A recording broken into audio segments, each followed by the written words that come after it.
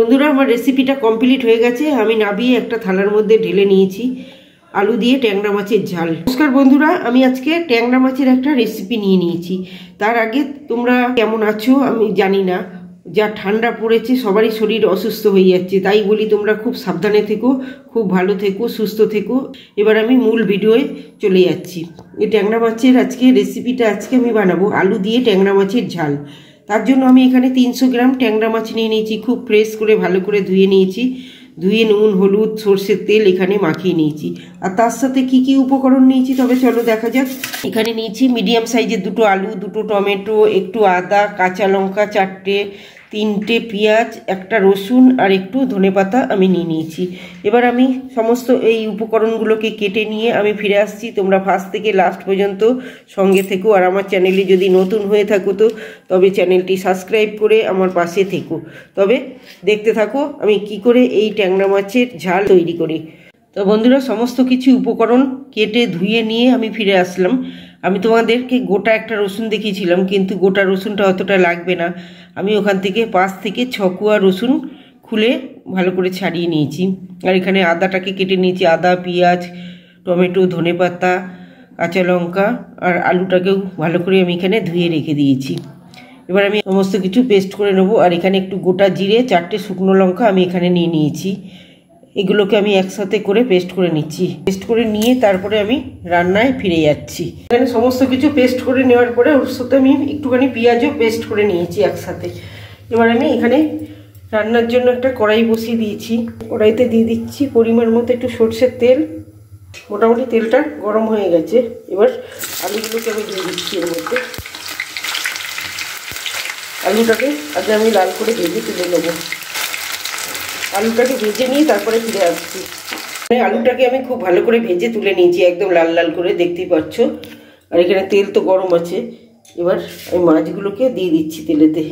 ভালো করে মাছগুলোকেও ভেজে তুলে নেব। সমস্ত মাছগুলো আমি ভেজে তুলে নিয়ে তারপরে ফিরে আসছি। এখানে মাছগুলোকে আমি ভালো করে ভেজে নিয়েছি, দেখতেই পাচ্ছ। এবার এখানে তেলটাও গরম আছে। এবার তেলেতে দিয়ে দিলাম কালো জিরে ফোড়ন, তার সাথে পেঁয়াজটাও কিছুটা দিয়ে দিলাম। এবার আমি টমেটোটাকেও দিয়ে দিচ্ছি এর মধ্যে। দিয়ে এটাকে বেশ কিছুক্ষণ এটাকে নাড়াচাড়া করবো।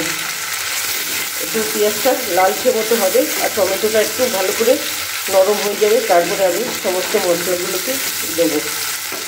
পেঁয়াজটা বেশ লালচে মতো হয়ে গেছে আর টমেটোটাও একটু নরম মতো হয়ে গেছে।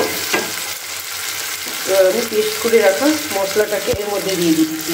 তার সাথে দিলাম নুন আর হলুদ একসাথে দিয়ে একটু ভালো করে নাড়াচাড়া করে নেব।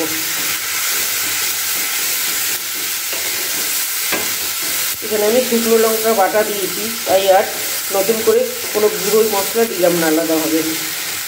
আর জিরে, গোটা জিরে আমি বেটে দিয়েছি এতে।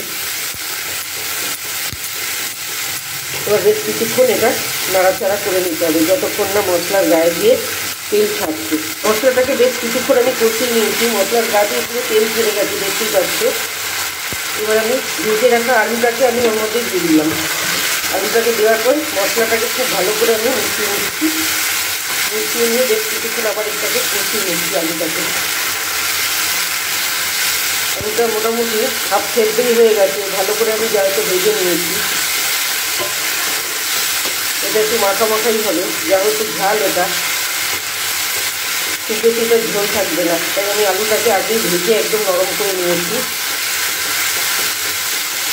যাতে খুব তাড়াতাড়ি এটা রেডি হয়ে যায়। মশলাটা একদম কিন্তু ভাজা ভাজা হয়ে গেছে, দেখি বুঝতে পারছি।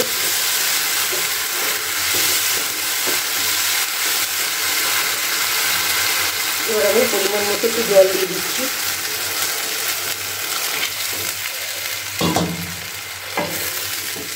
জলটা দিয়ে ভালো করে নাড়াচাড়া করে এবার আমি এটাকে কিছুক্ষণের জন্য ঢাকা দিয়ে দেবো।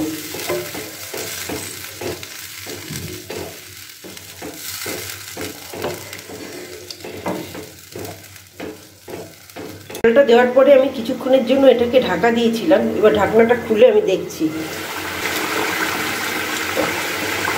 জলটাও কমে গেছে বেশ, আর আলুগুলো খুব ভালো করে সেদ্ধ হয়ে গেছে। এবার আমি ভেজে রাখা মাছটাকে ওর মধ্যে দিয়ে দিচ্ছি।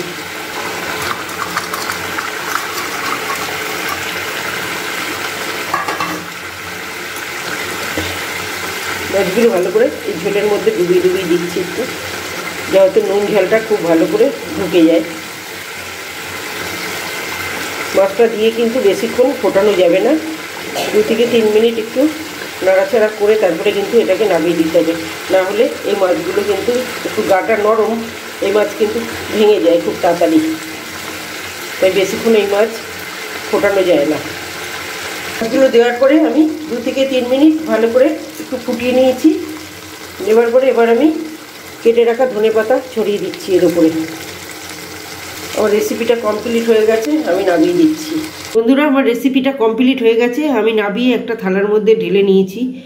আলু দিয়ে ট্যাংরা মাছের ঝাল, শুধু একবার দেখো, দুর্দান্ত এসছে কালারটা, আর তেমনি খেতেও যে কি টেস্টি হয়েছে, একবার অবশ্যই বাড়িতে বানিয়ে খেয়ে দেখবে। আর আমার ভিডিওটা যদি ভালো লেগে থাকে লাইক, কমেন্ট, শেয়ার এবং সাবস্ক্রাইব করে দিও। দেখা হচ্ছে আবার অন্য কোনো ভিডিওতে। ততক্ষণ তোমরা ভালো থেকো, সুস্থ থেকো।